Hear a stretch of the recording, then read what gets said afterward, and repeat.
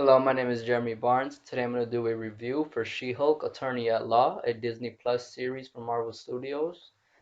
Um, I'm going to start with a spoiler-free part of my review and go through like the story, the genre, the characters, and stuff like that.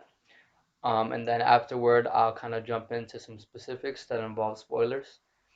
Um, So I'm gonna start first with the story, which overall I would say it was decent.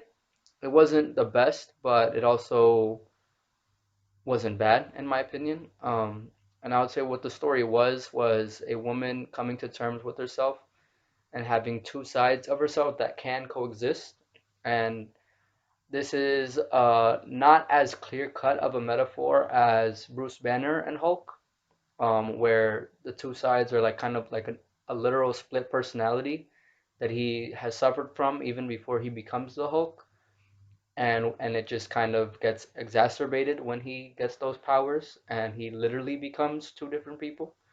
Um, but I will say that I do think that Jennifer Walters, who is She-Hulk, does kind of have something kind of similar, but not quite the same. And I don't know how it works like in the real world, because I don't think it has a real world counterpart. Um, but I guess the best way that I could describe it is just like how everybody kind of has two sides to themselves. One that they like. Well, there's obviously different ways you could think about it. Like it's not the sense of like a good and a bad self. That's not what this is at all. But that's like one way you could think of having two sides of yourself. This one I would say is kind of more like one that is kind of like more reserved and like maybe not as confident, and then one that is confident and like really like fun going and just out there. And I think people experience this at different levels, and probably at different points in their life. And some cases it's like you're really fun and free with your friends, or just people that you care about. But in public you might be kind of like really shy, and like when you meet new people, you're like kind of to yourself. That's the best way I could think about it. And like Jennifer Walters, the way that she is depicted when she's just in her human form is more like serious and like kind of thorough with her work, and she's very like work oriented. Um, and kind of by the books a lot of times too. But when she becomes She-Hulk, she's a lot freer and fun and also sexy. I feel like she doesn't feel sexy when she's Jennifer Walters. I don't know if she like kind of doesn't have a high opinion of her looks. Um, but I definitely think like that sexier side comes out when she's She-Hulk.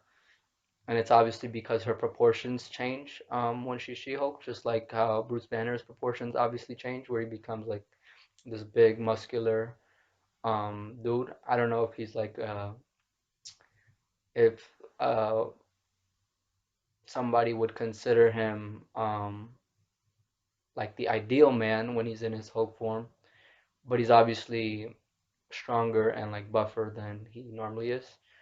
Because I think Bruce is usually depicted as like quite a scrawny character.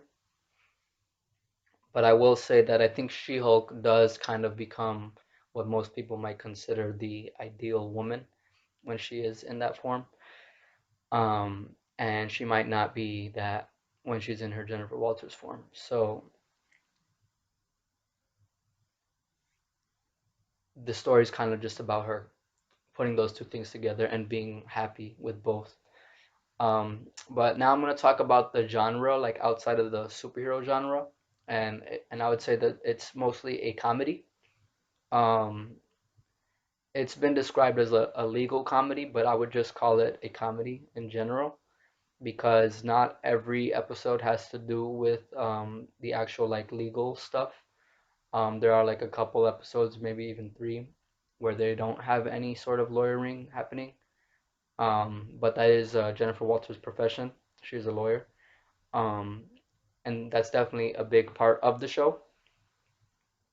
Um, but I would say as far as the comedy goes, I think it's pretty good, even great, in my opinion. I think it's probably my favorite part about the show, and I didn't have any problems with it throughout the entire thing. Like there was no jokes that didn't land for me. I thought it was always funny, and in general, it was just a really fun show to watch. So I thought it was spot on. And something in particular that kind of really stood out were the first four episodes had kind of a running thing that happened in all of them, and it's the post credit scenes. The post credit scenes were not like big cliffhangers or like teasing anything like how we would normally see in a movie, and even some of the other TV shows. It was just like little bite-sized bits that were supposed to be funny, and they were for the most part. The only one I didn't really like was the one in episode two. That one was kind of whatever. It was just her helping her family like move heavy objects around her house as She-Hulk. So that one was, yeah, I didn't care for it. But the first episode was really good. It was funny. It was about your boy Captain America. Um, and in the beginning of the show, when the episode itself started, she's like talking to Bruce about Steve Rogers and like how she thinks that he probably died a virgin because at this point in the MCU, people seem to know or assume that he's dead. Um, there has never been any confirmation of that yet for like the fans that are viewing these things, but in the universe, it seems like that's what people all believe. Um, in the post-credit scene, Bruce actually finally tells her, after like I don't know how many months it's been since that opening scene, that he actually did not die a virgin, if he's even dead, but that he lost his virginity when he was on the USO tour back in World War II, before he became like uh, like the first Avenger, like actually fighting. Um, when he was just basically selling war bonds and stuff like that. And the person that he probably lost his virginity to was Star-Lord's great grandmother, because the actress who played this one lady that showed up in the movie was the same actress who played Star-Lord's mom in the Guardians of the Galaxy movie. So they kind of like retconned it so that this woman, or maybe it's just a fan thing, I don't know if it's official in the MCU, but that this woman in World War II that Captain America met might be her like grandmother. Um, so that would be something fun to think about. But either way, it happened in that same time period, even if it wasn't her in particular. But another one that like really got me, and I think this one was my favorite, is in episode three. Um, we see that Dennis Bukowski, one of Jen's coworkers, who is like a very kind of like a toxic man, um, and he hits all the check boxes of the trope of that type of person. He gets into a court case himself because he was defrauded by a shape-shifting light elf from New Asgard, and he thought that the whole time that he was like kind of dating this woman, that she was Megan Thee Stallion because that's the form that she was taking. Um, and there's like kind of a funny bit in the show where um, basically like everybody says like there's no way this guy could actually have a chance with Megan Thee Stallion, so he's a dumbass for even thinking it was actually her. But anyway, Jen testifies in that case, and Megan Thee Stallion actually shows up to like witness like whatever's going on because it's obviously about her. And then in the post credit scene, we see that she actually hired Jen to be her lawyer, and I'm assuming it's for the same reason, the that somebody was pretending to be her. So she was that old woman who was the light elf probably got sued twice. Once by the dude who basically was spending his money on her without knowing who she really was, and then second time by Megan Thee Stallion herself for faking her to be her. So that was hilarious. And then in episode four, that one was pretty decent too, but it was kind of more chill. And there was this character named Madison who gets into a show, a magic show, from this dude had a sling ring and knew how to use it to open portals to another dimension. And Madison ended up going through. So she served as a witness for Wong, who was suing this dude. His name was Donnie Blaze, and they kind of become friends, Madison and Wong. So in that post credit scene, it's just them basically Netflix and chilling. I don't know if in the show that meant they actually like had sex, but who knows? It could have happened. But at the very least, they were just friends and they would watch shows together because when Madison met him, he was watching TV, and that was kind of another running gag in the show that Wong watches a bunch of TV now that he's just I don't know. I guess there's not a lot going on for him, and as Sorcerer Supreme in his downtime, that's what he does. Um, so that was kind of funny. And Madison also drinks a lot, so she was like asking him his favorite drink and stuff like that. But I think they're a good duo, and Madison was hilarious. So she was a fun character in the show. But now I'm gonna move on to the next section, which are the characters themselves, and obviously I'm gonna start with Jennifer Walters, the She-Hulk herself. And I would say overall she was decent as a character. I think while I watched the show like week by week, I really gravitated towards her because of how fun she was as a character. But after rewatching the show now to do this review, I actually like her a little bit less than I did originally.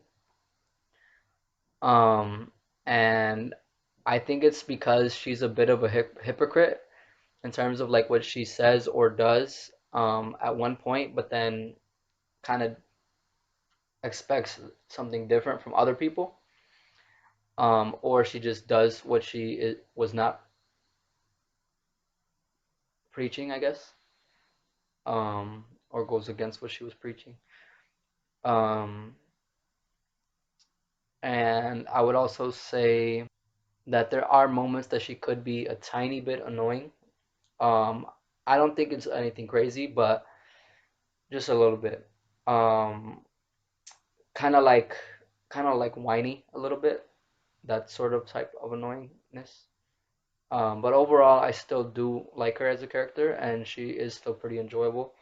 I think the positives definitely do outweigh the negatives for her.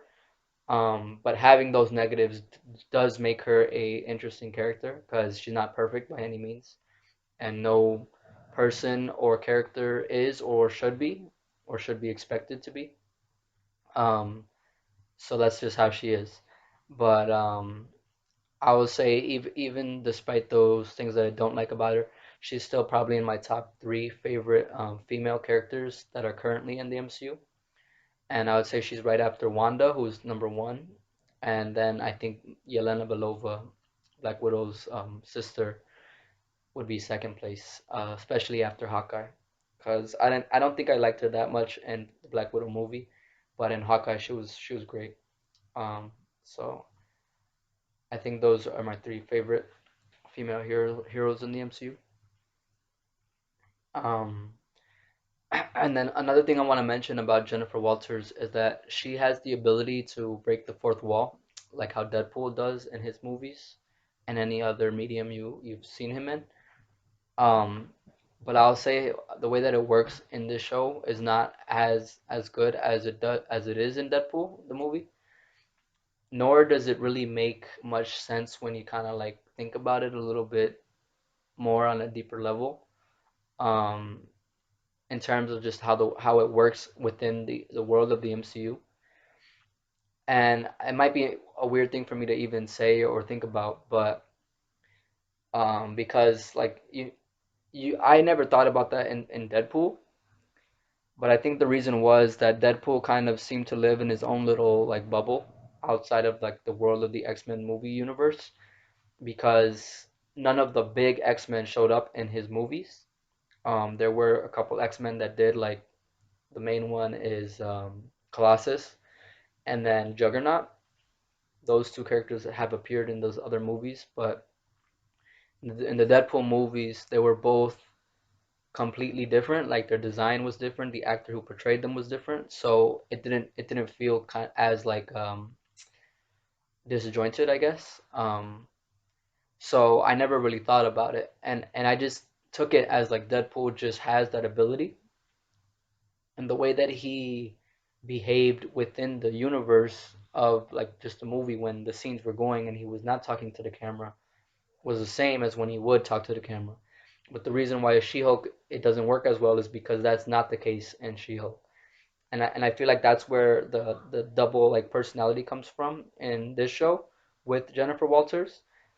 Um, I feel like one personality is just her within the MCU, the world of the universe. Um, but then there's another version that is kind of separate from that, that has this knowledge of outside of the MCU basically, or how everything in the MCU runs.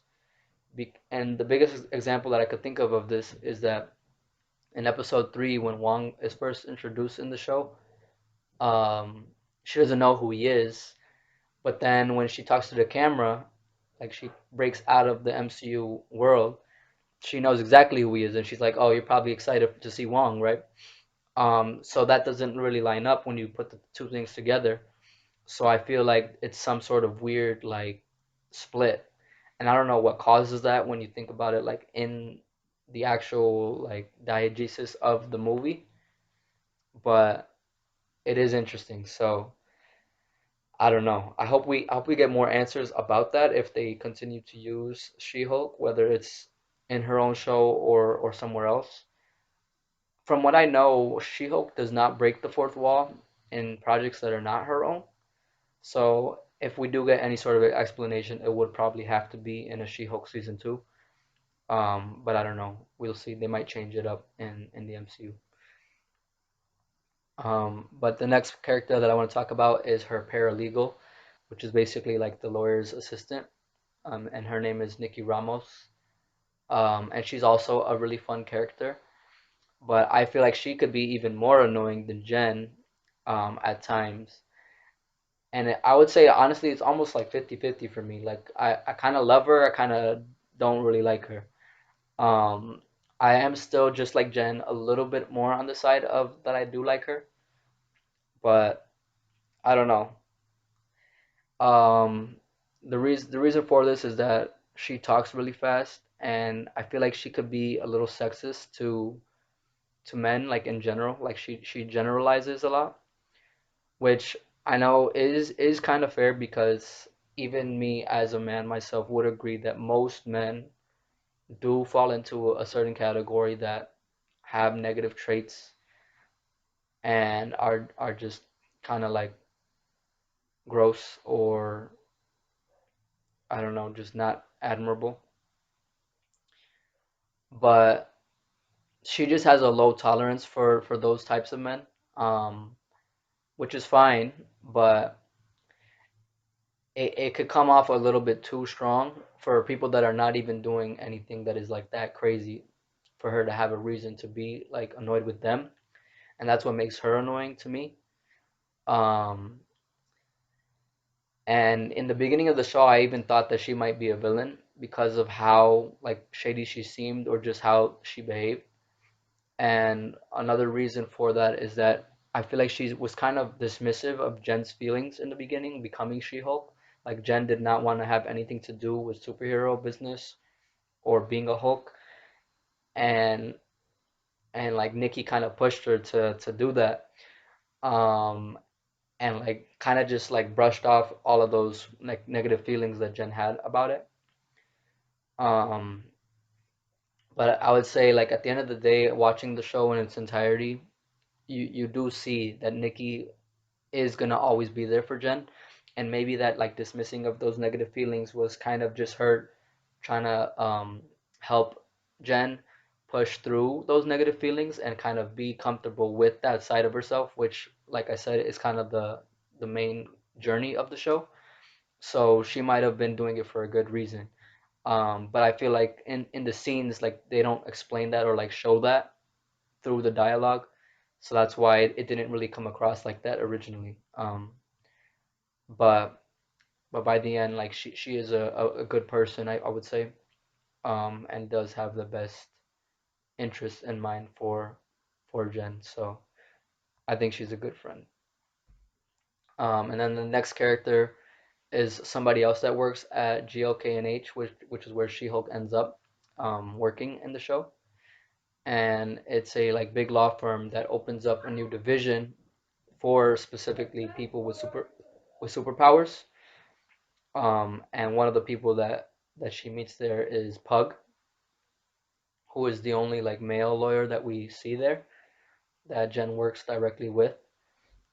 And he's one of the few like actually good men that are in the show. Um, and he was an awesome character, and he's probably my favorite male character in the show. Out of like everybody who appears in like more than just one episode. Um, he doesn't appear that often, but when he's there, he's always great, and he's really funny, and he makes a great duo actually with Nikki, who they kind of team up in two different episodes, and their dynamic is really fun and cool. And both ride for Jen all the way, just like how I said, Nikki at the end of the day will always be there. Pug immediately as soon as he meets her is the same. And I was gonna say like maybe even more so, but no, that's definitely cap. We don't really see him kind of work just one on one with Jen, so I can't really say for that dynamic. But them three as a group are really like strong together. And he is another skilled lawyer there at that firm, just like Jen is supposed to be, and she is. And then there's also another female lawyer there called Mallory Book, and she doesn't really get properly introduced until like way later in the show. Well, I guess not way later, like kind of right in the middle, episode 5. And she's less of part of that friend group, but still semi-supportive of Jen once they get to really meet each other. But I'll talk about her. Well, I guess I might as well talk about her right now. I was gonna talk about her later, but um, she's another one of the top lawyers there at the firm, GLK&H. And in the beginning, she doesn't really want to have anything to do with She-Hulk, because I think she kind of might be like threatened by her, because she was like the top dog, and then when she gets there, she kind of has a bit of competition, and I think she just kind of thinks lowly of probably most people, but in Jen in particular, and it's probably the way that Jen kind of carries herself. She doesn't seem to like care much about herself in a lot of instances, and I think Mallory might kind of like just kind of be turned off by that, so she doesn't even want to have anything to do with it. And that's another interesting thing about Gen 2. Um, but I might talk about that more later. I don't know. Um, Mallory shows up like in a proper way in episode 5, like I said, because she ends up representing Jen against Titania, who was another main character who kind of is there in the beginning, but isn't really properly introduced until that same episode, episode 5, and like teased in the ending of the episode before that. And Titania has a little bit of a beef with She-Hulk. So I'll probably talk about her next after I finish talking about Mallory. But another thing I'll say about Mallory is that she has a great sense of style and class. And I think this is another reason why she probably is turned off by Jen a little bit, because in the beginning, Jen doesn't dress very, like, I guess, nicely. And at work, she has to be in her She-Hulk form. And because she's so big and a woman, which you don't see that much of, there's not much like clothes that she could wear. She doesn't have options. So she kind of wears the same suit, and it's just like a gray suit that doesn't really look that good. I don't think it looks that bad myself, but it's not like nice by any means. It's just it does the job. Um, so Mallory could be a little bit rude about that sort of thing, and she is a little bit rude about it to Jen, and very blunt. She's like, "Why do you wear such ugly, hideous clothes?" And that's just kind of like Mallory's personality too. Um, so because of that, I don't know, like I don't really have any like set feelings about Mallory. I think she's a good character because she's not always that, so she's not a trope. Um, but because of that, I don't really like love her, but I don't really hate her either because she's genuine in who she is, and how she feels. So that's cool. I think that that's something that should be admired. Um, but it might throw other people away from you if you're like that. Um, so now I'm gonna talk about Titania. And I would say that Titania is probably one of my favorite characters in the show, um, rivaling probably even She-Hulk herself in terms of like my enjoyment of the show while she's on screen. And that petty rivalry with She-Hulk, um, is obviously kind of the main, purpose of Titania in the show.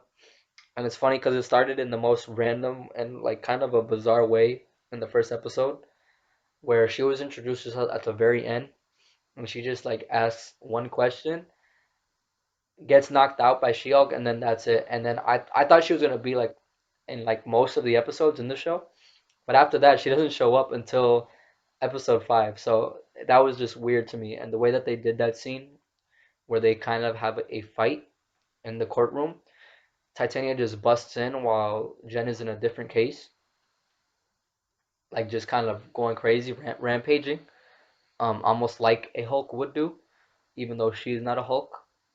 She does have powers though, and like she threatens like the lives of everybody because she just throws this like courtroom like pew. So she Hulk has to catch it, and then like she punches Titania because Titania jumps at her, and Titania gets knocked out. So that like little fight was probably like the worst fight I've ever seen in the MCU, and probably in any superhero medium ever. So it was just horrible. Like the way that that scene was cut was terrible. It might have had to do partially with the pandemic. I don't know. But if not, I did hear that there was a bit of shuffling of certain like scenes and like the structure of the show. So that might have also had to do with it. But it was kind of cringy. Um, so that was probably like one of the worst things in the show. Luckily, nothing like that happened again. Um, but that was just like it was weird. But Titania herself is funny, and she also just like Mallory, and later in the show we do see Jen's wardrobe upgrade. So like her, and then even Nikki have a good sense of fashion. And Titania is a social media influencer in the show, so that's kind of like her big thing. She's all about fashion and like products and selling stuff, to be like famous. And this is one of the reasons why she has beef with She-Hulk, because She-Hulk kind of steals that thunder away from Titania after that like little scuffle in the courtroom. So she's like just really petty towards her every time they interact. And it's a fun dynamic to watch.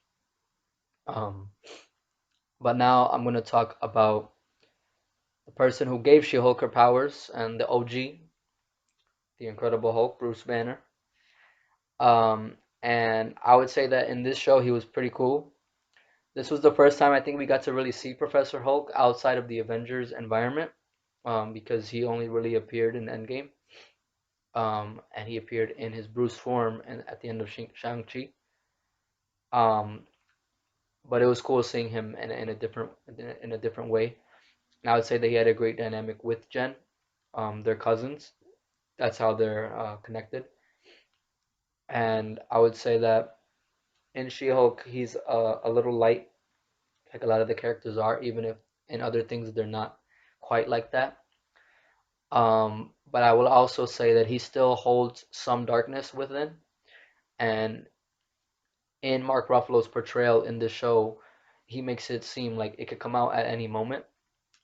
because there's a conversation with Jen when she's like talking about that she just wants to go back to her life, and Bruce doesn't think it's a good idea because of his experience being the Hulk and like being labeled a monster.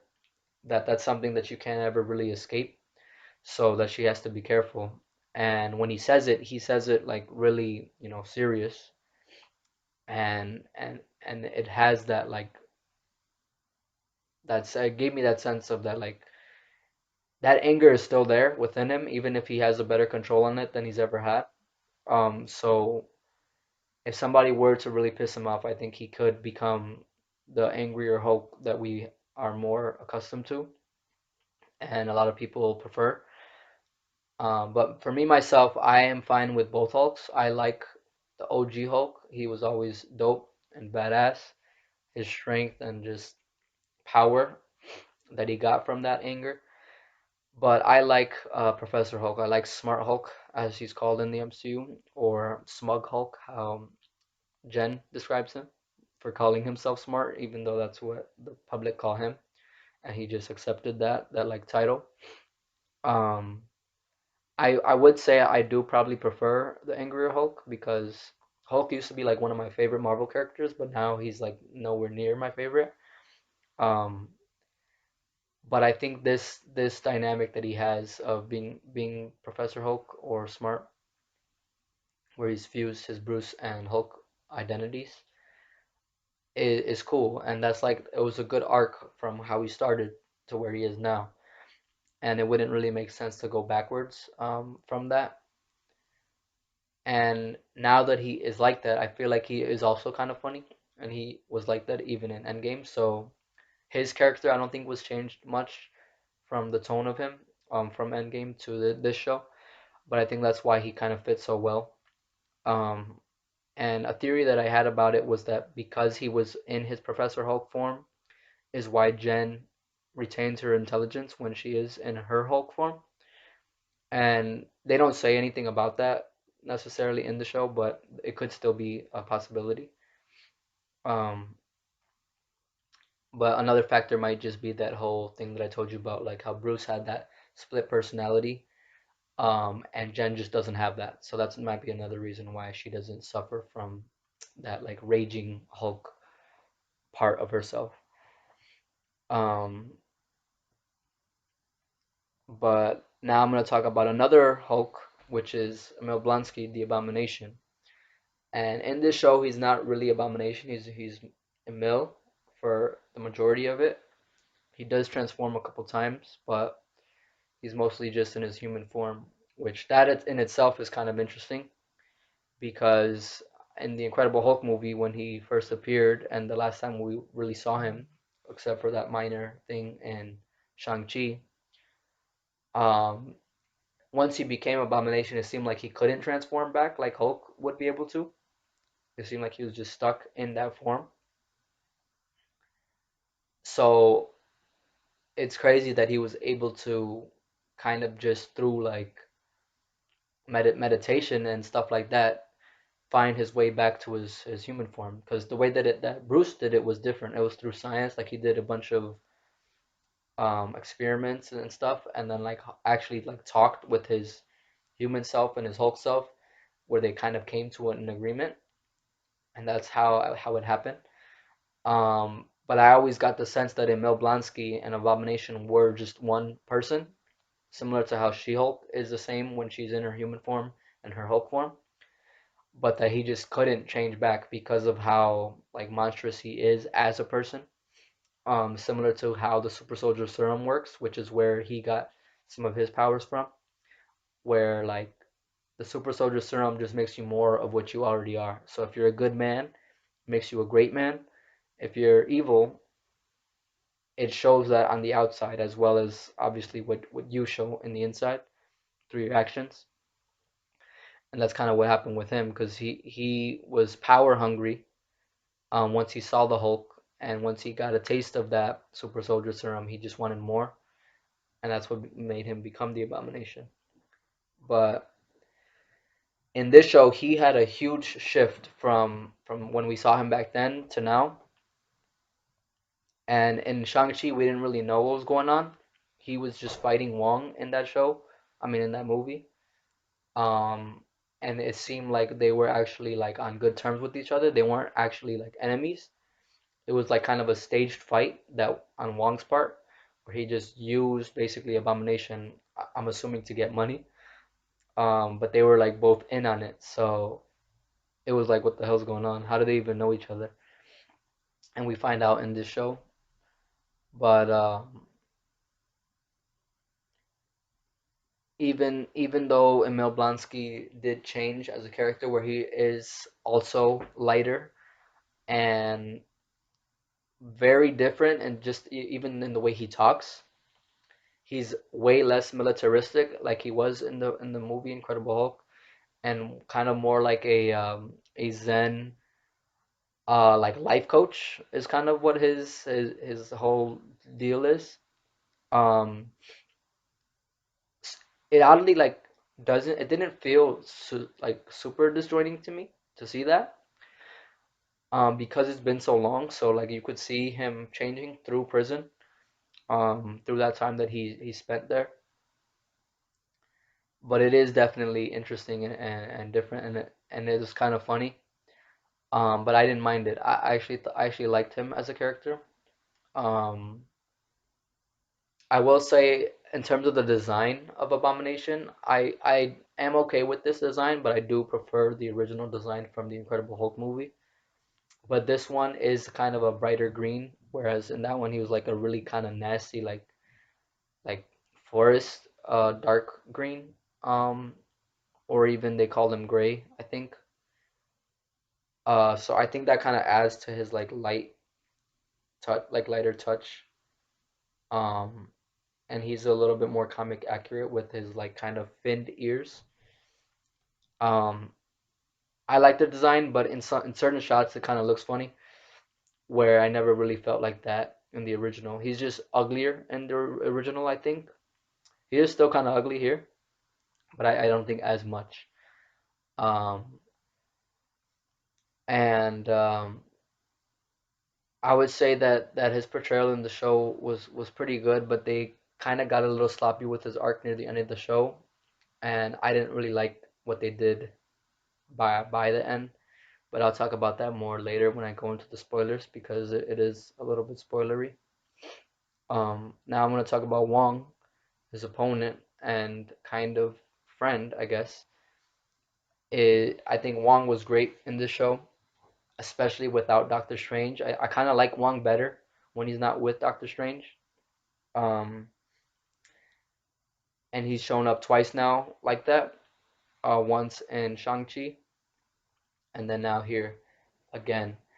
And in both of them, he's a funny character. So we are starting to see a different side to Wong than we saw originally in the Doctor Strange movies.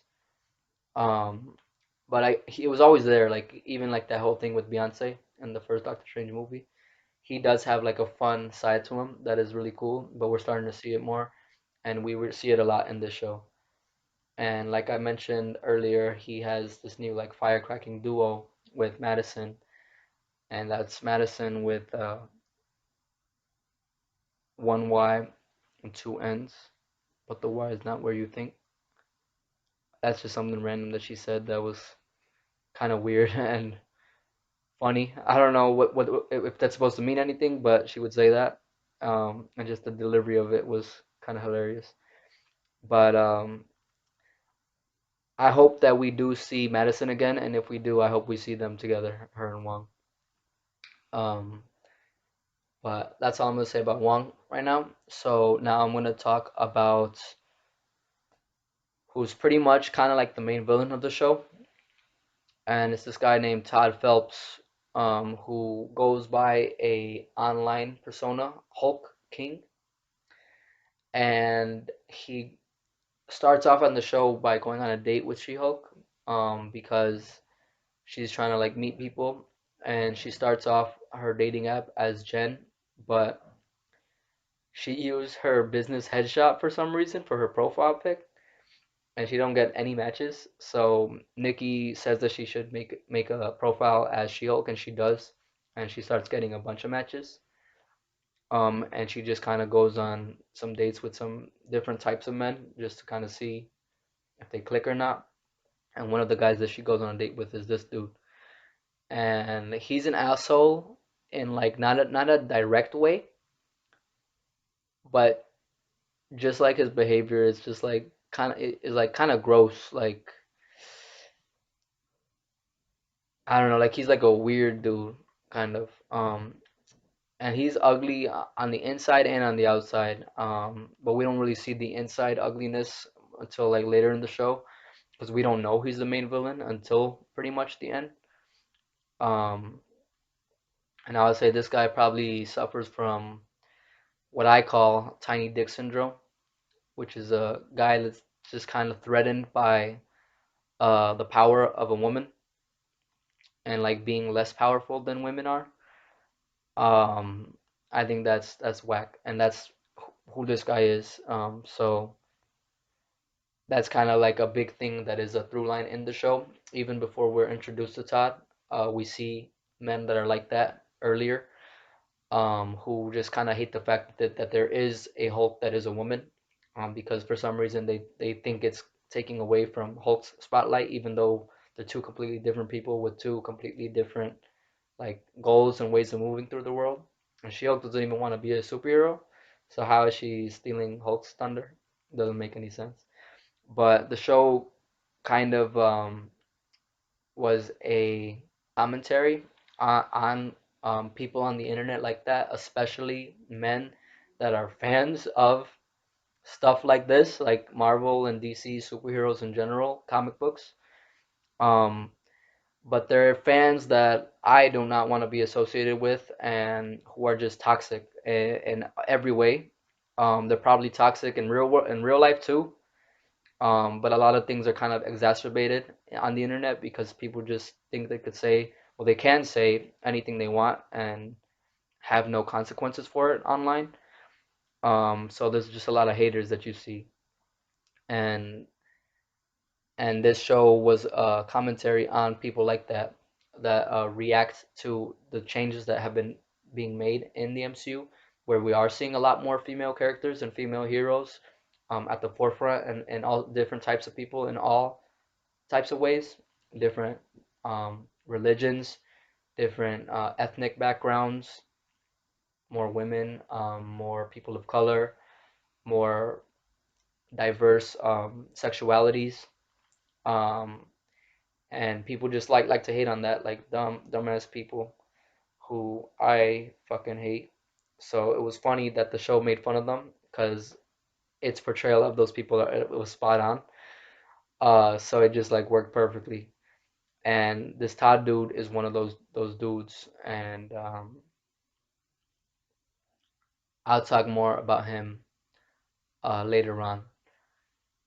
Um, the last character that I want to talk about is the one that everybody was waiting for since we knew he was going to be in the show, and since his appearance in Spider-Man No Way Home, the return of Matthew Murdock, aka Daredevil, the Man Without Fear, from the Netflix TV show, and he was fucking awesome. He was ripped straight out of that show. But like other characters, he was also lighter. And I think the like in canon, like in universe reason for that is I think he's just freer of his burden from that show of protecting Hell's Kitchen. And like at the end of season 3 of the show, he was at a more positive place in his life. So I think that is definitely feeding into his energy in this show. And it just works considering that the show once again is a comedy. Um, but there were some minor changes made to Daredevil in the show too. The biggest thing I would say is that his acrobatics were definitely greatly improved and enhanced by specifically CGI because a real human can't do the things that Daredevil could do in the comics, and he didn't really do those things in the Netflix show because it was very grounded and they didn't have the budget to do like CGI work and make it still look good. But with Marvel and Disney, they could do that now. So they did, and it was amazing. Like I was actually blown away when I first saw it because I didn't expect it. Like I was used to the Netflix Daredevil, who didn't really do anything crazy, that humans cannot do. But here he was fucking badass, and he's almost even as acrobatic as Spider-Man. Um, and honestly, the way that it was animated, he might even look more acrobatic than Spider-Man from what we've seen him do in the MCU, to be honest.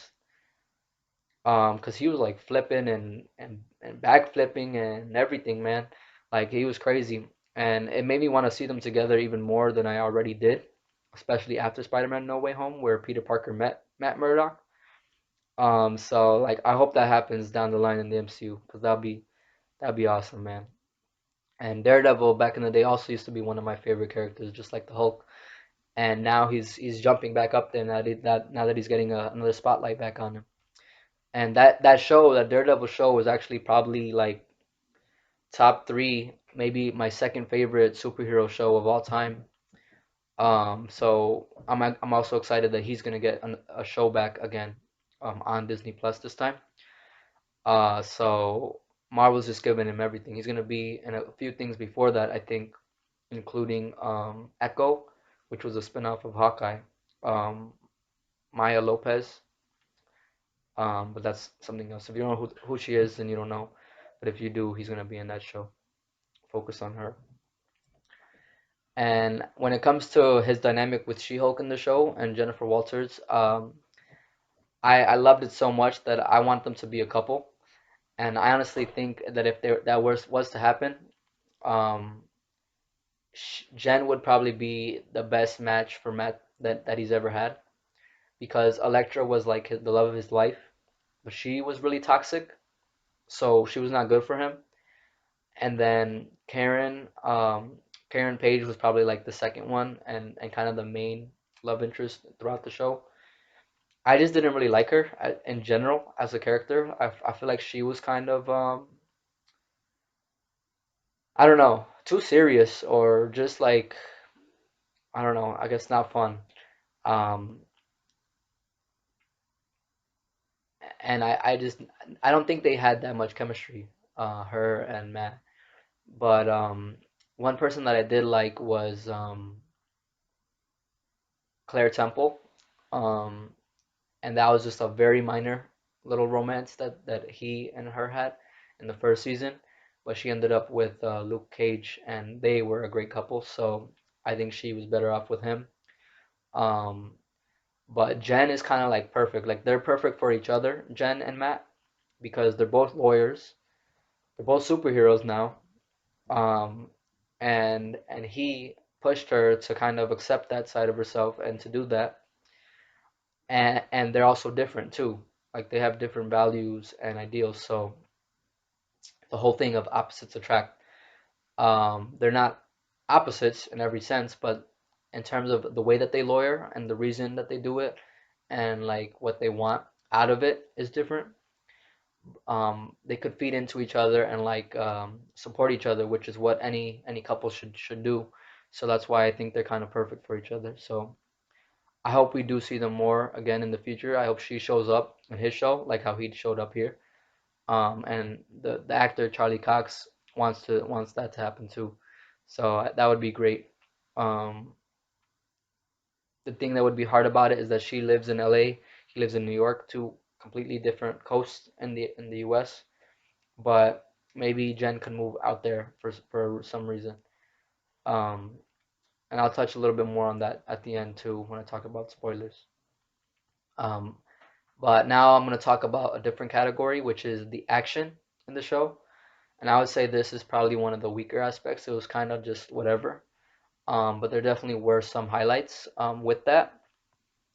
The action was by no means like the focus, like how you would maybe expect in most superhero things. So that's why it didn't really stand out. But the best action did come from Daredevil in episode 8, and it was cool that he got another hallway fight, which was a staple of his show. And every season he had a hallway fight. that was always like one shot take or shot and edited to look like a one shot take. Here it was not like that. It was cut together with different shots, but it was still in a hallway, and it had that like that sense of like style or just that goal that those shows did. And it was shorter. It was not as good, but I still liked it. I thought it was still fun and cool. And it showed that Daredevil is still brutal. Like he doesn't hold back when he hits his targets, the criminals that he fights against. So that was good to see, and it's good news for his show because a lot of people thought he might be watered down in She-Hulk or just in the MCU in general, and he was not. So that was good.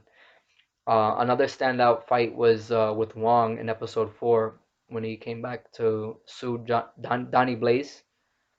Um, he Donnie Blaze summons like some demons from another dimension, so Wong has to jump in to stop them, and he uses a portal to send them back to their dimension or some other dimension. I don't know if he specifically sent them back to where they came from. It didn't look like it because they came from a hellish dimension, and he sent them to like a like snowy mountain area.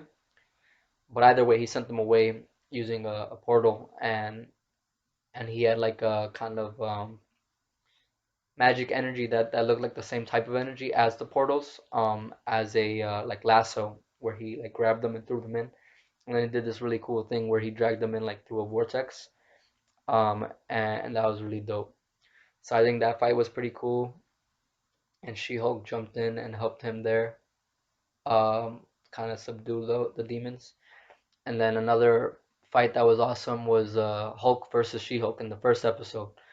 And I thought we were gonna see at least one more fight like that, where Hulk or She-Hulk, I mean, uses her strength to physically combat somebody, but we never did. It was just that one.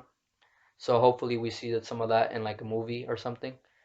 But she did hold her own against Bruce, and that was a good fight. So those three were the standouts. Anything else were kind of just there. I didn't really care for them, but I didn't hate them. The only one I hated was the one I mentioned with Titania in the beginning in the courtroom. And that goes to the next section, which are the courtroom scenes. Since that was like supposed to be a big part of the show, I think it's worth mentioning as its own category.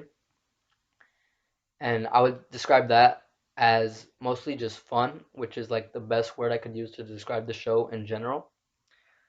And like while I was watching the show week by week, I at first I thought that the courtroom scenes were kind of lacking, um, especially when you compare them to the drama of the Daredevil courtroom scenes from that show. Um, and it's because that show, every courtroom scene that Matt is in, have real stakes, not just for who he's representing, but for him too as a character. Because, like I mentioned, the difference between them, Matt and Jen, is that he does lawyer work for the people. She does it for herself, which is another reason why maybe I don't like her as much as I was hoping or as much as I did originally. She is kind of selfish, whereas Matt is not. He's selfless. He does everything for other people, but she does it for money. Well, she likes doing it, and she does like helping the people that she does take as clients. But it seems like in this show, at least, she kind of just takes the clients that are given to her, no matter how she feels about that person, which is what most lawyers probably have to do. Um, but Matt chooses the people that actually need his help, where they can't find help anywhere else. Um, so because of that, in the Netflix Daredevil series, anytime that there was a scene, it had real weight. But here, she just does it for a job. She does it to do it, and once she finishes the case, whether she wins or loses, she moves on. So it doesn't have any stakes for her as a character or as a person. So they kind of just feel like an afterthought. But the reason why, like now watching the show in its entirety a second time, I actually don't mind that is because the whole goal of the show is just to be fun, and that's what these scenes were. And I like them because even though they are less impressive overall, they are more frequent in She-Hulk than they are, I would say, in Daredevil. So it kind of makes it more like essential to her, even though I would argue that Matt is a better lawyer than she is. Um, but that's like what they wanted to do with the show. And because of their higher frequency, they feel more prevalent. Um, and Jen herself, when she breaks the fourth wall, considers this a lawyer show or a legal comedy. So it matches. And even though the courtroom scenes are not as like well thought out and written as the Daredevil ones, they do still raise some interesting questions about the world of the MCU and the wild characters that exist inside of it, even if they don't really answer those questions, which is fine by me. Like just raising them is cool because it makes me think about things that I never would have thought about before. And like one example are the clients, which I'm going to talk about. Emil Blonsky is one where his main argument when She-Hulk was representing him was that the government gave him the super soldier serum and he took it expecting to be a hero because he was serving the government and like assuming the government is good, so he was not doing it with any ill intentions. And the only person that he knew about having the super soldier serum was Captain America, who was a hero. So he was like saying that he was expecting to be like the next Captain America and that the Hulk was the enemy because the military painted him to be like that. So after he got it, he said he argued that the effects of it made him kind of like go crazy, like how somebody that gets addicted to drugs has this negative effect on them. And that's like actually an interesting point. But for me personally, I think that's kind of like not true about Emil. I feel like he was a bit of a monster to begin with. He didn't really show it that much in the movie beforehand, but he just seemed like a really tough, like badass, like dude who like you didn't want to mess with him even before he became Abomination.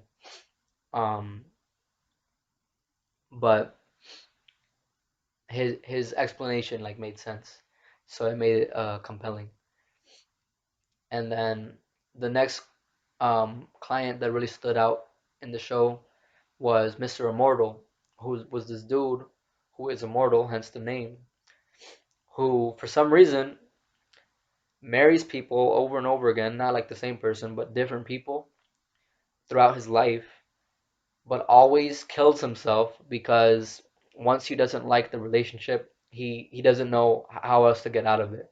So he basically fakes his death, forms a new identity, marries somebody else, and just repeats the process over and over again. And like that's just kind of wild. And you would have never would have thought of something like that happening until they put it in this show. So it's stuff like that that makes those courtroom scenes interesting. But one thing I should mention about Mr. Immortal is that Jen actually herself didn't even represent him. She was represented by Mallory, with the assist by Nikki, because in that episode where he appears, Jen is actually away from work on at a wedding from a childhood like hometown friend. So that was kind of interesting that in her own show that was supposed to be a legal comedy, there was one case where she didn't even represent the client that was being covered in that episode. Um, but I mean, I didn't mind it. It was fine. But the last like major client that she represents is Leapfrog, who is another character that's kind of wacky from the comics. He's also called Frogman, but in the show he's referenced primarily as Leapfrog. If he might not ever be referenced as Frogman in the show, but he's the son of like a rich businessman who has ties to the firm that Jen works at. And in the comics, his father was Leapfrog before, and he was a villain. Um, but later on in the comics and then also here, his son is using the Leapfrog identity to be a superhero because superheroes in this world, a lot of them are kind of like celebrities. So he kind of just wants to be cool and be like a celebrity superhero. Um, and he even has his own like sort of bat cave, but like the frog cave, that he calls the leap pad or lily pad, I mean. Um, and that was kind of funny and cool. The design of it was spot on. It was awesome. He had some like frog themed games and like actual like lily pads and a bunch of greenery all over the place. Um, so it was cool. He was a fun character too and funny, but he was kind of a dumbass. Um, Jen ends up representing him because his suit, his super suit, catches fire. So he wants to sue the manufacturer, who ends up being Jen's tailor, who I mentioned before, upgraded her clothing after Mallory said that it was hideous. So that leads me to my next topic or like section, which are the costumes and the fashion in the show. Like fashion itself is like prevalent. It's not just costumes like for a movie or a TV show. It's actually fashion like a fashion designer would make. And I would say this is probably the first like um, project in the MCU that really has that. So that was kind of cool too. And the costumes and fashion are amazing in this show. I'm gonna get the just the costumes out of the way first, and the main one that I want to mention is Daredevil. Where in this show he wore his classic colors. In the comics, I didn't even really know this until I don't know when actually I found out, but I started hearing about it more when the show was being discussed because they were kind of rumored to be doing his classic comic book costume, where his colors were originally yellow and red, not just all red like how he is known to wear. His like classic iconic costume is all red. He originally wore yellow and red like how I think actual daredevils, like people who do stunts and stuff, I think they wore those colors, which is why his original costume was that. But yellow is just not a good color. Um, so that's why they kind of went away from it. But because we never saw that before in the Netflix series or any other version of Daredevil in live action, they did that in this show because Marvel likes to go classic and do some of those like comic accurate OG costumes. They did it for Daredevil here, and somehow it works. Even with the yellow, it's more of like a gold, kind of a faded gold, like a um almost even like a bronze, but not quite. Like bronze is more brown, so it's kind of like a mix between or like a somewhere in between bronze and gold, because the gold's not like bright like you would see on Iron Man. It's a really dark, like kind of dirty gold. But I think it matches his style because he is a darker character, and the way that it works with the red, I think it balances out pretty nicely. So I never thought I would have liked this costume in live action, but I do. They made it work, so that was cool to see. Um, but now the main person I want to talk about in terms of fashion is She-Hulk herself. Before I talk about her like outfits designed by Luke Jacobson, I want to talk about her super suit because just like Daredevil, she has a super suit and he makes it for actually both of them. He was both of their designers. I would say that Jen's super suit is decent. It doesn't stand out at all to me, but it works perfectly for functionality and for style. It's purple, black, and white. It's just kind of like a black jumpsuit that is like stretchy so that when she's Jen, she could wear it, but it stretches when she grows as She-Hulk.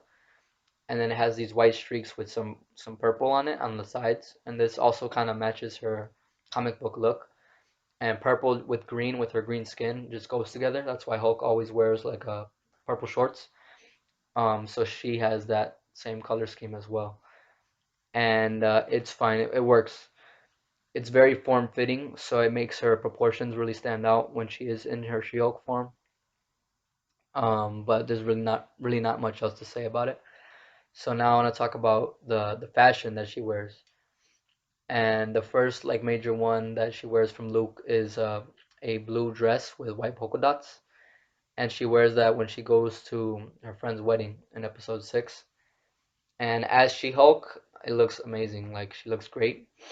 It's kind of like loose when she's in her Gen form, so I don't think it looks as good. But when she's She-Hulk, it's form fitting, just like her super suit. So it really accentuates her proportions. So it makes her look sexy. Um, but she also gets new business suits from Luke that have more style than she originally had. And the main one is a purple suit, like all purple. And she wears that for the first time, I think, in episode 7, briefly, and then she wears it again at the end. Um, Actually, I think she wears it in all three of the last episodes, 7, 8, and 9. And that suit is probably her best suit because of the purple on the green skin. It just goes together, like I said. And it looks really nice. And then there's another suit that she has, which is a blue suit with a white shirt, and that one appears in episode 8, and that one is also good. I am myself a fan of the color blue, so I'm partial to blue clothing. And I think that also works on her. Blue and green go together. They're not as what's it called? Like complementary as green and purple, because they're both like cool colors. But I think the shade of blue that she wore goes well with her skin. And She-Hulk does have like a bit of a lighter green skin than Hulk originally had, and I think maybe even he currently has, because Hulk has also kind of gone from like a darker green to a brighter green, like how I mentioned Abomination has in the show and in the MCU recently. But even compared to Hulk, I think She-Hulk still has a lighter skin tone than he does. Um, and I would say that there was also another dress that She-Hulk wore, and this one is in episode 8. She goes to a gala because she was awarded Female Lawyer of the Year, and that dress is like a it's like a sparkly dress.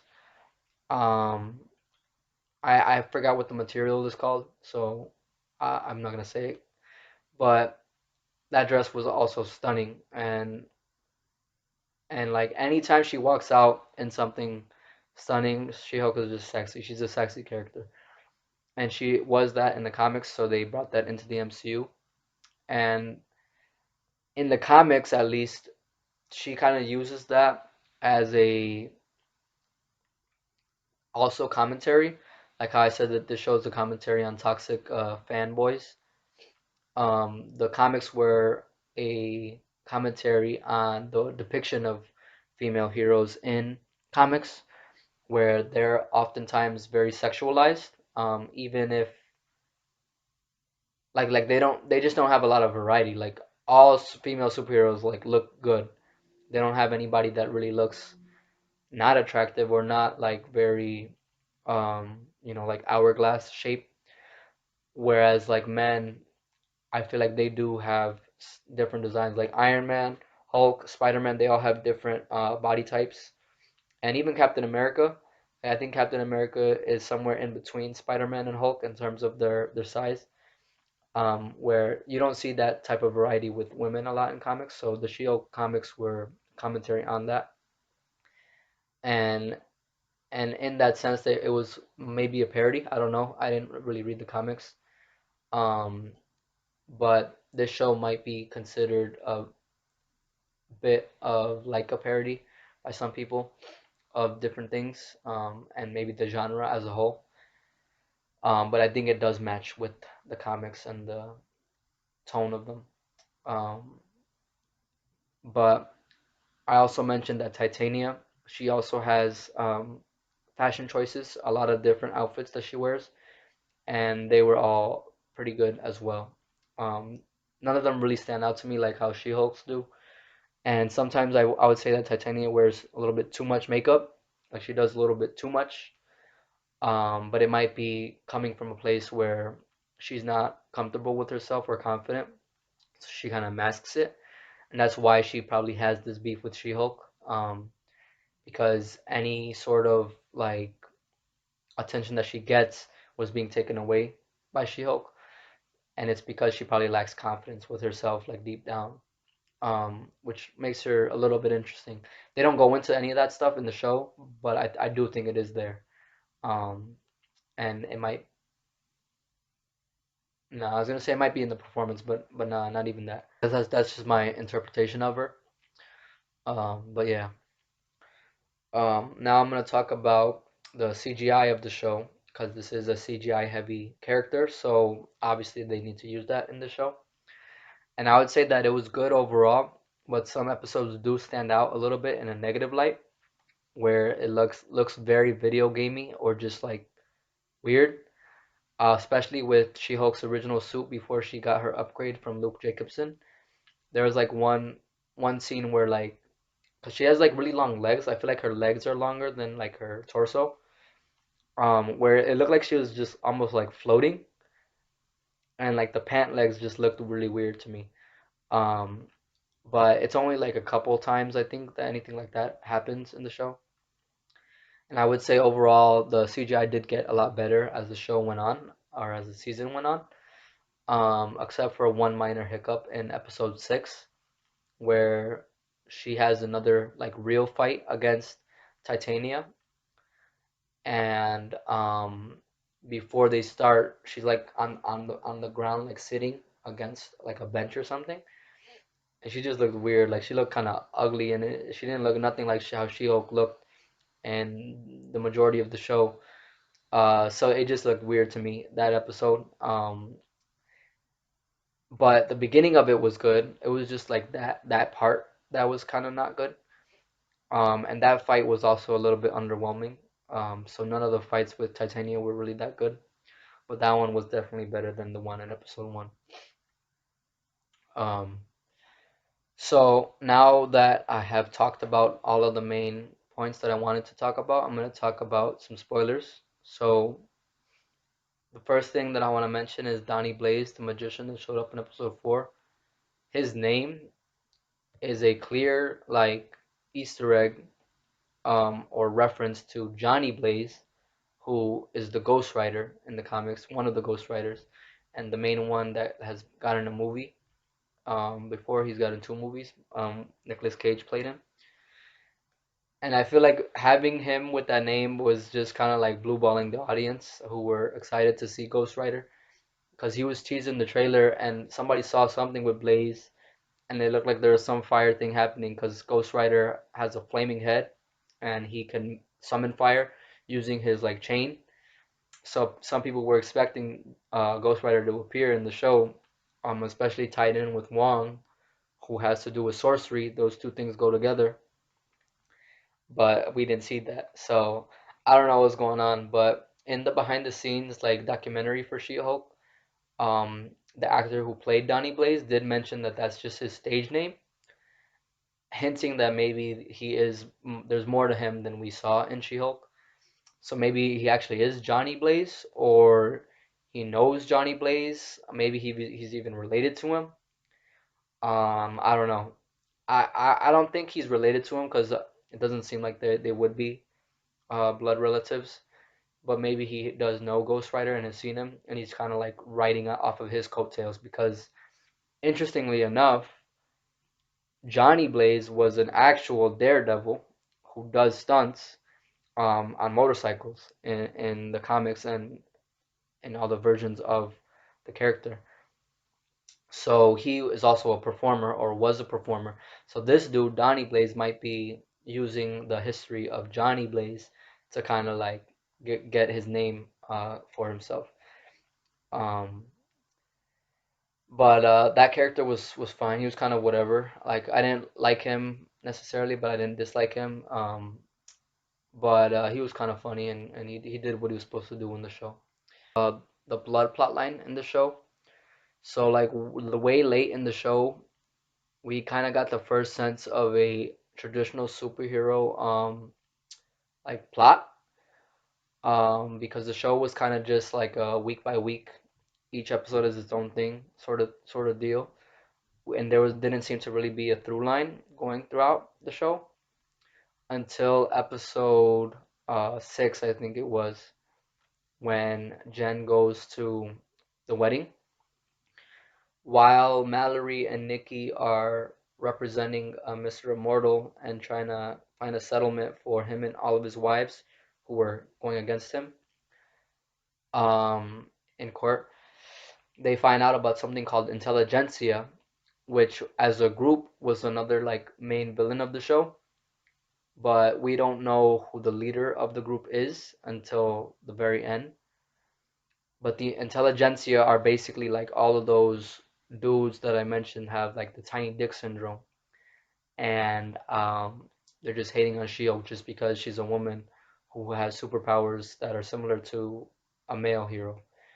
Um, and this group is more direct with it, and there's it's like basically I think supposed to kind of mimic Reddit and how there's like a dark web page or like version of Reddit or side of Reddit that are just like people that are just hateful, and it's like a hate page for She-Hulk that they find on the website, and there's like death threats and stuff.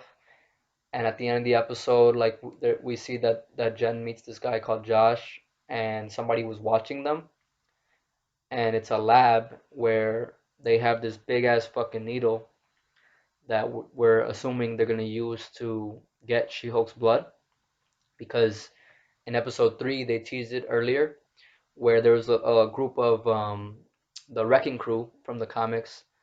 In the MCU, they're just some regular construction workers that stole new Asgardian construction tech.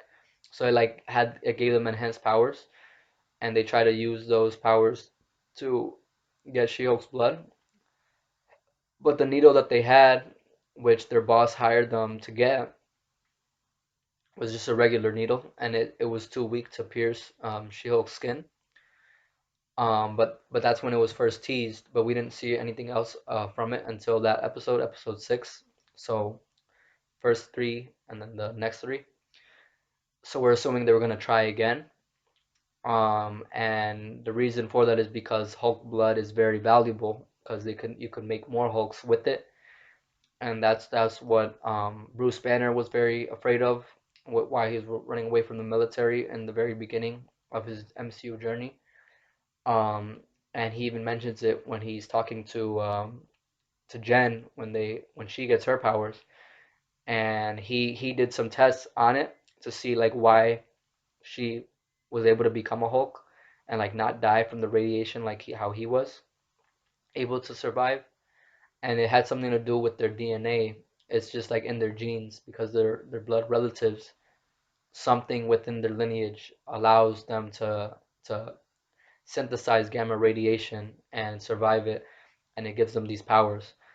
Um, but Jen's reaction was actually better than I think Bruce's, and he was able to use her blood to actually heal his arm from Infinite and from Endgame when he snapped. His arm was injured, and it was still injured in Shang-Chi, but he was in his Bruce Banner form. But he did have this little device on his wrist, and we find out in the show that the device was allowed him to stay in his human form, which I think was intended to help him heal faster. Because as a big Hulk, the healing process would take longer. But as Bruce Banner, it would be a little bit quicker. But with Jen's blood, he was able to heal himself like right away. So he was able to lose the cast and lose the little device and just be Professor Hulk 100% of the time again. Um, so he told her like that it's dangerous, so she has to be careful. And he burned all the samples that he gathered, like just completely disintegrated them. And during the run of the show, we heard that the leader was gonna come back from Comic Con They announced, or I think it might have actually been D23 where they announced it, not Comic Con. That the leader from Samuel Stearns from the Incredible Hulk movie, just like Abomination, is gonna come back into the MCU. And in the comics, he becomes another Hulk villain who, instead of super strength, has super intelligence. And in the Hulk movie, Samuel Stearns gets bumped on the head where he's like bleeding and he has an open wound. And it's when Abomination's getting his powers. He's the one that like bumped into him. Where Abomination is getting Hulk's blood, which is what transforms him. Some of Hulk's blood drips onto Samuel Stern's forehead, so and it starts to like mutate. So we get the sense that he was gonna become a villain, but we haven't seen him or heard about him since the Incredible Hulk, which was the very beginning of the MCU, 2008. But he's finally coming back, just like Abomination came back in Shang-Chi and now She-Hulk. So I thought that he was gonna be involved with this plot line, that he was gonna want the blood because in the Incredible Hulk movie, that's what he was trying to do. He was using Bruce's blood, and he made more um, to try to win an award for like curing cancer and stuff like that. Because with the blood, because of Hulk's healing factor, it kind of negates any disease. But when Bruce found out, when he finally met Samuel Stearns in person, he was like, "We got you got to destroy it." But I don't know if that actually ever happened, because we never saw it happen because the military got there before they were able to destroy it. And obviously, I'm assuming that's how Samuel Stearns had the blood to use to create Abomination. And Hulk became Hulk afterward and left. He was on the run again. So we don't know if they ever actually destroyed it. So I think that might be kind of where Samuel Stearns comes back into the MCU with that same plot line. But here in She-Hulk, it was like kind of turned on his head, and the leader never showed up. The one that was behind everything, with the intelligentsia, with the blood, was actually Todd, who I mentioned earlier, Hulk King. He was the one that ran the site, and that was his like call sign basically. Um, and he was called that because he wanted to be a Hulk King. He wanted to be like a new Hulk, and that's why he wanted her blood. He wanted it for himself because he said that she didn't deserve it. She doesn't want it. He wants it. He deserves it. I don't know why. He's rich. He's entitled. That's why he thinks he deserves it. Um, and and he does get it because Josh, who was the guy that Jen met at the wedding, was actually working for him too, and he slept with her. And I guess at some point, somehow, I don't know how he did it because she didn't have no needle mark or anything. He did get her blood. Um, so in the finale, we see Todd use it, and he becomes what is called Hulk Todd, and he's an ugly ass motherfucker. He's probably the smallest Hulk yet. Like he does grow a little bit bigger than he was originally, but not by much. She-Hulk I think might still be taller than him. But he is bigger like in terms of like muscle mass. But at that point, it was after like this crazy cliffhanger in episode 8, which had the biggest dramatic scene in the show, where Intelligentsia posts all of She-Hulk's like fucking information online while she's at the gala getting this award to basically like shit on her and like embarrass her in front of the world. And Josh actually recorded them while they were having sex. So it was like an attempt to just make her look bad, I guess. Um, and man, when that happened, that motherfucker, like, I wanted his ass to die, bro. I'm like somebody call Frank Castle, Punisher, so he could assassinate this motherfucker. But Josh, it was not personal for him. He just did it for money, which might actually be worse because he doesn't actually believe in it, or at least he might not believe in it. Whatever he was doing, he was just doing it for the money. but still, piece of shit, that dude. Um, but anyway, when it happened, like She-Hulk, that was the first time we actually saw her rage out, where she lost control of herself, and like people got scared, so she had to go to prison. Like she surrendered to the authorities, which were damage control, where Abomination was being held in their prison. Um, and in order to leave prison, she had to agree to wearing an inhibitor, just like how Blonsky did after Jen won his case. So she was able to do that. So when she finds out that Todd was Hulk King and he injects himself, she doesn't have powers, so she can't turn into She-Hulk. But Abomination is also there, and he protects her. Um, but this is the other thing I wanted to mention about Abomination.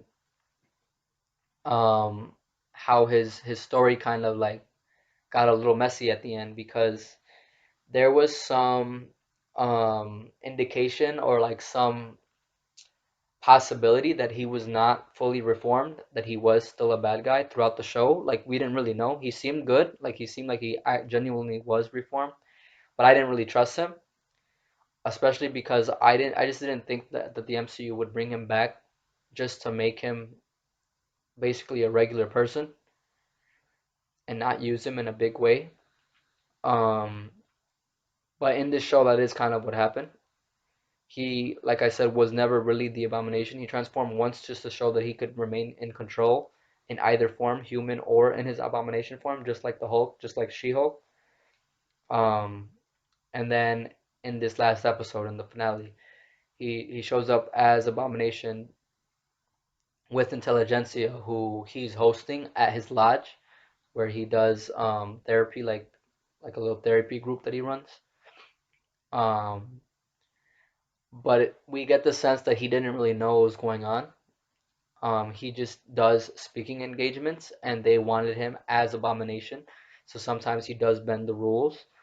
And in episode 7, which was the first time that we see Blonsky again since the second and third episode, which is where he first appears, where Jen um, goes through his case. We see like, we catch back up with him on his actual retreat. Um, the reason why we go there is because something went wrong with the inhibitor, so they have to go check in on him. And there's nobody, like no military dudes or police, that could go with the guy that's supposed to check up on him. So he asked She-Hulk to go in case like he needs her to like fight Abomination. Um, so we get a little hint that maybe he was tampering with it, or that he did transform it into Abomination. And it's kind of confirmed at the end because he did it again. And the way that he was able to get away with it is that he basically put the inhibitor onto his chicken, which I guess it just needs to read something, like some living creature needs to be wearing it. And if that is the case, then as assuming he puts it on correctly without tripping any sort of like false alarm, he's able to get away with it like that. And that's what he did. And we see that in this little artwork in the credits. Like every episode, they kind of have these little art things that were reflecting what happened or what was talked about in the actual episode, and we see that there. Um, so it's just like crazy, like the finale when everything kind of comes together, all the plot lines, Emil, Intelligentsia, Todd, they're all in the same place at the same time, and She-Hulk is also there because she wanted to go see Emil to talk to him because he's the only one that could understand like what she's going through because she was just in prison and now she can't be She-Hulk. And throughout the whole show she didn't want to be She-Hulk, but now that she's like physically can't turn into her, it just feels wrong because it feels like people are oppressing her. She doesn't say it like that, but that's basically like what it is. Similar to the X-Men, and a lot of times in the movies and in the comics and TV series, they wear a collar that inhibits their abilities as well. So we might be seeing some more stuff like this when they get introduced. So she goes there, and like everything comes together, and Abomination, like I said, protects She-Hulk from Todd because she cannot, in that state, protect herself. So it seems like he didn't have any ill intent towards her, but I do feel like he is a little bit shady. And that's a theory that I'm going to touch on a little bit later. Um, but before I continue talking about the finale, I want to talk about the intro of the finale. It was in the style of the old Bill Bixby, Lou Ferrigno um, TV series, Incredible Hulk, and I thought that was done perfectly. Like it was funny and it was really cool and spot on. Like it was a lot of the scenes were like literal translations. And the reason why they saved it for the finale is because, like I said in episode 8, um, that was the first time we saw She-Hulk actually be angry. And obviously, the Incredible Hulk, that series, it was him dealing with the rage. So it was the first time we were able to see that. And I thought that was hilarious. And it was a dream sequence that Jen was having while she was locked up. And it kind of ties into like how I said how she has that two sides, the side that's in universe and the side that kind of has knowledge of stuff outside of her own universe of the MCU as it works as an entertainment product. So she knows about the Bixby show, and she was imagining herself in it. Basically, that's like my interpretation of it. Um, but it's kind of crazy, like it's wild, a little bit meta and trippy, like kind of how WandaVision was. But even WandaVision a little made a little bit more sense and was not as meta as this. So it's just kind of crazy, but it works with the character, her being able to break the fourth wall. Now that's what I'm going to talk about next. So when all that shit is going down, where Hulk's there, Abomination's there, Todd, She-Hulk's there. I actually didn't even mention Hulk. Bruce comes back, like she's been trying to reach him because in episode 2 he leaves to space because in the beginning of the show a spaceship comes down while they're on a, like they basically went on a vacation together, Bruce and Jen, and they're like coming back, and a spaceship comes down in front of their car, and it makes them swerve, and that's how Shield gets her powers, because she gets injured, and Bruce, because he has his device on, is able to stay in his human form even in an accident, so he also starts bleeding too. So his blood drips on into her open wound, which is where she gets her powers from. But the ship was basically a courier ship from Sakaar, which is where he spent time in Thor Ragnarok since 2015, from 2015 to I think 2017 for 2 years. Um, and I guess since Endgame, he's been like in contact, or even like since maybe Infinity War, um, the ending of that until Endgame, he's been in contact back and forth with Sakaar because it's like his home away from home. Um, they were trying to deliver a message to him, and we see him actually go back to Sakaar on that ship. And he finally gets back into the show at the end because she's been trying to reach him, so we're assuming he gets there. But Jen, her being able to break the fourth wall, she's like, "What the fuck is going on?" And it's just like too much for her. So she basically pauses the show, but it goes to the like Disney Plus Marvel menu. Um, so it makes the audience at first when they're watching it think like something just like fucking went wrong, where like it booted us out, and we went there.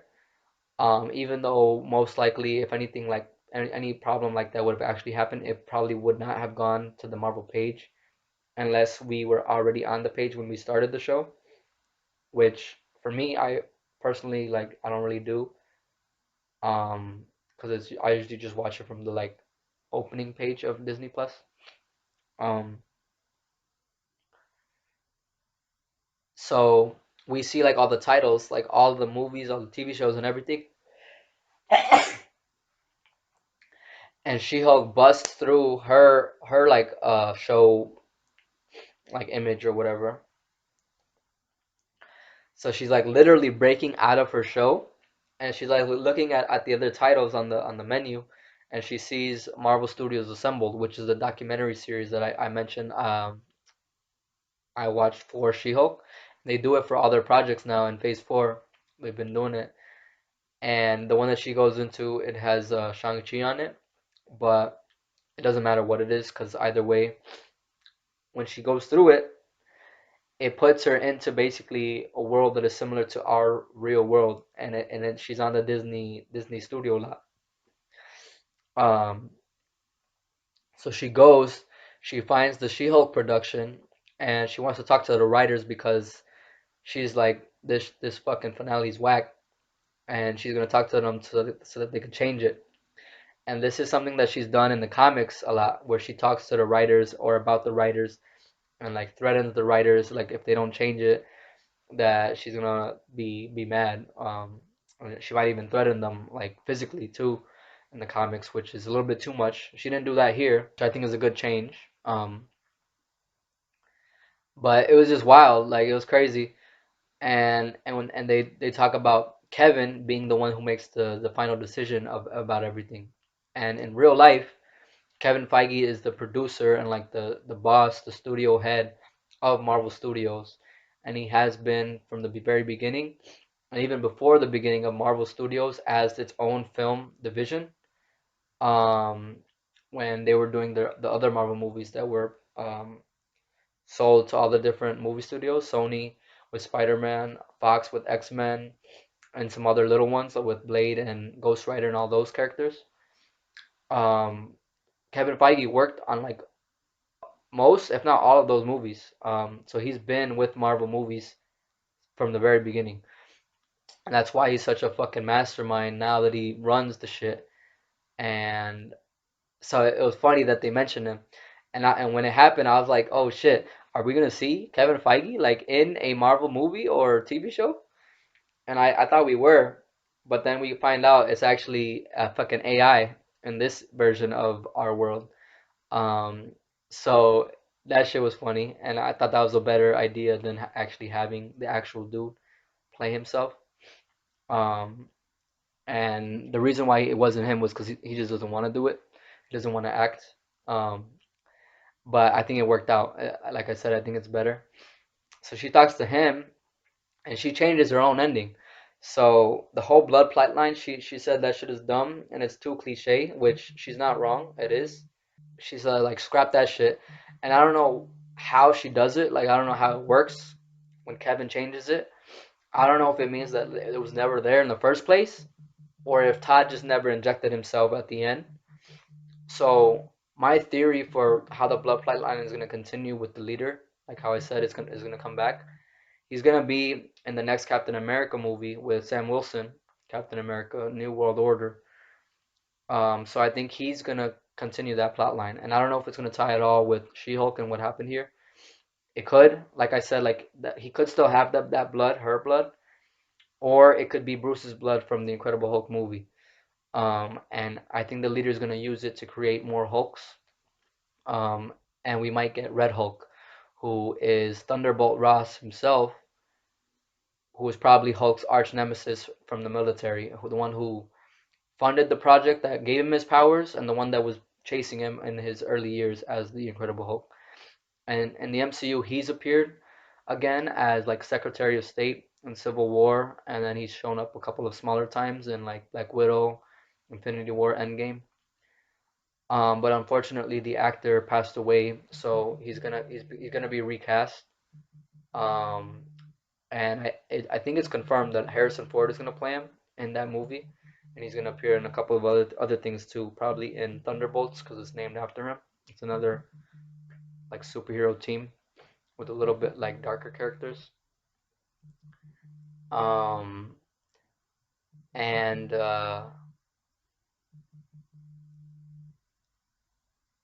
just that whole drama that was happening with like Abomination and stuff. I just don't buy that Abomination was not part of it. So a theory that I have is that he is still evil.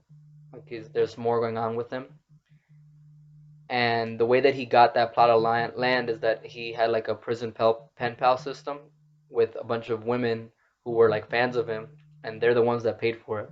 But when we go to his retreat, his property, we never see them. So I think he might have killed those women. Because I don't know where they would be. Like if they bought it, they would.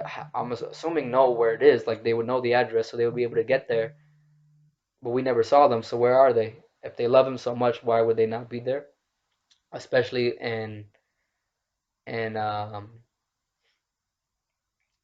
episode 9, the finale, when we go back there, when She-Hulk goes to see Emil, it's really quiet. Like there's not anything going on. So they should have been there then. But they weren't. So I think he secretly killed them, and he is still kind of shady, and he might have known what was going on the whole time with Intelligentsia, and maybe he was in on it, and like he wants to form or be part of that Hulk team that has more people. But I don't know. As for the finale overall, I would say like there was stuff about it that was really cool, like the breaking of the fourth wall. Um, I thought that was really cool, really creative and unique. It made She-Hulk's finale unique, but at the same time, the way that they kind of undid everything that was set up in the show, it made it feel a little bit like cheap. And then another thing that like She-Hulk changed when she told Kevin was that like it didn't make sense for Hulk to come back at that moment, even though after the change he still gets back to Earth. So he was on his way back anyway. Um, and like there was gonna be a little bit of a rematch in that moment with Hulk and Abomination because Hulk thought that Abomination was like threatening Jen, even though he wasn't. He was protecting her. Um, and she also changes Abomination's story a little bit, where she said like, as far as him, like what she wants is that he doesn't need to be Abomination, so he kind of like is transformed back into a mill, but that he needs to pay consequences for his actions. So he ends up going back to jail, and because he broke his one like caveat of being free, he was not able to be Abomination. He has to go back for another whole 10 years. But the thing about that didn't make sense and kind of goes back to the thing about Jen being a bit of a hypocrite is that she also was not supposed to turn into She-Hulk, but she literally broke her device just to break out of her own show to then change her ending. Like she didn't even use it to protect herself or to protect somebody in danger. She used it just because she didn't like what was happening. So it's just crazy to me. And she expected him to go back, whereas she didn't pay any consequences. So that was just kind of crazy to me. So that I didn't like, and then I didn't like that she said, "Oh, let's have Daredevil come in," and he drops down from the fucking sky, where that doesn't make nowhere near as much sense as it would have Hulk coming back, because he probably didn't come from space, and even if he did, if he you was in his fucking spaceship, he could have just jumped out of there. So it makes sense. She said it doesn't make sense, but it does. But Daredevil, him dropping from the sky, what the fuck was he in? He's fucking blind. He came in like a fucking video game character, an NPC. So that shit is just baffling to me. It was fine that he was gonna come in, but he could have come in a more organic way. So like I said, she doesn't make sense. She contradicts herself all the time. Um, but overall, I did enjoy the finale, and it was cool seeing Daredevil come back. And he actually met Jen's family, Matt, and he meets the Hulk, which is crazy. It's crazy that Daredevil, who was never part of the MCU until now, has met the Hulk before Peter Parker has, Spider-Man. And with him, Hulk brings his son from Sakaar, and his son is named Scar, um, after the planet.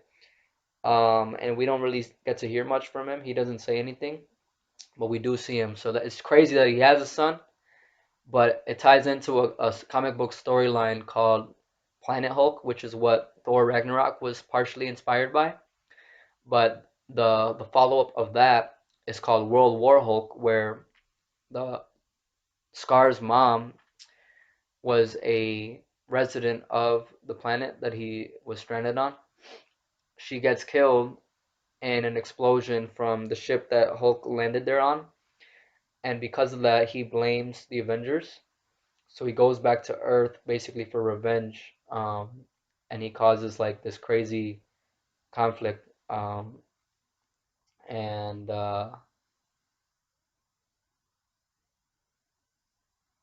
that storyline might kind of have some sort of adaptation in the MCU adaptation.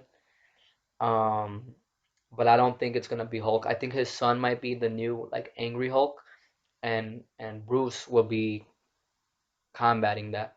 I don't think it's gonna be on a huge scale where he's like threatening the whole planet and they need the whole Avengers and everybody to fight him. I think it's gonna be a Hulk focused thing, but it might be a movie, which is cool. If it is, I'm down for it. I'm excited, but I do think out of any of the Avengers kids introductions in the MCU, this one kind of felt like really out of nowhere and like not really like it didn't hit as much like dramatically because it was so kind of like whatever. And they didn't let the scene breathe at all. He didn't talk, like I said. So I don't know, but I'm excited to see whatever happens with all of the Hulks, Bruce, Jen, Scar, Abomination. We see at the end in the post-credit scene of the finale that Emil actually goes to Wong because Wong offered to take him to Carmitage when he took him to do the fight in Shang-Chi. But Emil said, no, I gotta go serve my time. So he went back. But now he's like, oh, fuck that shit. I was out. Now I gotta serve 10 more years. So he's like, he went to Carmitage. So that's crazy. Everybody's hanging out there. America Chavez, Emil Blonsky, Wong, watching TV, maybe Madison. So that's just like the place where there's just a bunch of people happening. Wong's kind of like the new Nick Fury of the MCU, which is interesting and kind of funny. But that's pretty much my review. Overall, I like the show a lot. It's honestly like probably one of my favorite shows in the MCU just because of how fun it is. So the last thing I'm gonna do is just rank the episodes really quick, and the best one's definitely episode 8 with Daredevil. Now it's named after Leapfrog. It's called Ribbit and Rip It, which is his like catchphrase. And that episode was amazing. Everything about it. My second favorite changed from when I originally watched the whole show, but it's now episode 5. Mean Green straight poured into these jeans, and that's the one where Titania battles She-Hulk in court. Titania is such a great character, so that's why this episode is so high. And we see Pug and Nikki team up in this one, and that's a great duo. And then episode 6 is my next favorite, number 3 on my list. That's the one with the wedding. And originally, when this episode came out, because episode 5 ended on a cliffhanger where they teased Daredevil with Luke Jacobson's office, I was expecting him to show up in episode 6, but he didn't. So originally, I was like pissed that he was not in here because why the fuck would you tease him if you're not going to put him in the next episode? But now that the whole thing is out, I don't mind it too much, and it's actually a really fun episode. So that's why it's number 3 on my list. And then my next favorite is episode 7, where she goes back to see Blonsky again on his retreat, and it's called The Retreat. And we see these other characters, Man Bull, El Aguila, Porcupine, and Saracen, who claims to be a vampire. And there are some wacky characters, and they're really fun and cool, and it's very heartwarming too. That episode's kind of another episode that kind of leads Jen to getting closer to accepting both sides of herself and putting them together. And she comes to terms with like Josh after they have sex. He ghosted her, and she like lets go of that and she moves on. So she went in that therapy group. And another cool thing that they did in episode 7 was one of the members of the wrecking crew shows up as part of Blansky's little group, and he's there because he realized after they tried to jump her to get her blood. That like he's like, what the fuck am I doing? Why am I doing this? So he like looked internally and he went to Blonsky for help. So he's there too, and he helps Jen kind of take in all those emotions and deal with it. But that's another reason why I don't trust what was going on there because he didn't even fucking mention like why they were trying to get her blood. And that part of the show also doesn't make sense that she wouldn't ask about that. Like, why the fuck were you trying to? Like, she might not even have even known, because she might have felt something, but she might have thought it was a knife, but she didn't see it, because it just broke. So she might not have known what they were trying to do. We know as the audience because we saw, but she still could have like asked, like, yo, like, what the fuck were you guys doing? And like, why? And they were working for somebody, but she also didn't know that. We did, but he could have said, because he obviously knew that he was working for somebody. He could have said who if he knew, and if not, it still would have been better than nothing. But they didn't even touch upon it. So him going to Abomination, and then Abomination hosting Intelligentsia, the people that he was working for, it just doesn't make sense that they wouldn't all know what the fuck was going on. Like it was just too big of a coincidence. So that's another reason why I think Abomination is still evil. But anyway, that's number 4 on my list, The Retreat, episode 7. 5 is the first episode with Hulk, a normal amount of rage when she gets her Hulk powers and like basically trains with him. And then number 6, actually that was number 6. Number 7 is The People versus Emil Blonsky, episode 3, when she represents and wins the case for Emil to get him out of prison. And then number 7 is Whose Show Is This, which is the finale. Um, I really like the finale. I think it's one of the best finales of the Disney Plus shows because of how unique it was. But it just doesn't rank as high because my opinions about it are kind of split. I love half of it. Half of it I'm like really kind of like disappointed by, or annoyed by. So that's why it's still like lower on my list of all the episodes. And then after that, number 8 is episode 4. Is This Not Real Magic, with the magic user, that Wong suit. That one was fine, but I just didn't enjoy it as much. Um, the cool thing about it was that Jen goes on these dates with the dating app as She-Hulk, and that ends up tying in later when she goes against Titania. She uses that to help win the case, and that's how that thread gets picked up again. Each person that she went on a date with comes back to like testify basically, to prove that She-Hulk used that name for part of her identity because Titania sues her for the trademark name of She-Hulk. So she uses that basically to sell her products because of the popularity that She-Hulk, the person, was getting. So that's kind of what the whole deal was with that episode 5, and that's why it's kind of so fun, and why Titania is so petty. But in episode 4 is where we're introduced to that, and it's really really fun and cool. Um, and it's like one of the first times we see Jen really like come out as She-Hulk and like be comfortable. Um, because in the beginning she just didn't want to even transform at all. But that's still up lower on my list. And then my least favorite episode is episode 2, and the main reason for that is it's just too short. I feel like they should have either put episode 2 and episode 1 together, or put episode 2 and episode 3 together, like two in the same week. Because episode 2 by itself, it just wasn't enough. Like I was like, what the hell is this? That's it. Um, and that one kind of just went a little bit into her family life and that dynamic. But I personally just didn't really care that much about that part of She-Hulk. And other stuff like Miss Marvel, the family dynamic worked really well. But I guess I just don't like She-Hulk's family. Um, so that's why. But yeah, so that's my list and that's my review for She-Hulk. That's all I'm gonna say now. Next up, Black Panther: Wakanda Forever. I'm going this Friday. Hopefully, I get this review out before then. But thank you for watching, and I'll catch you next time. Peace.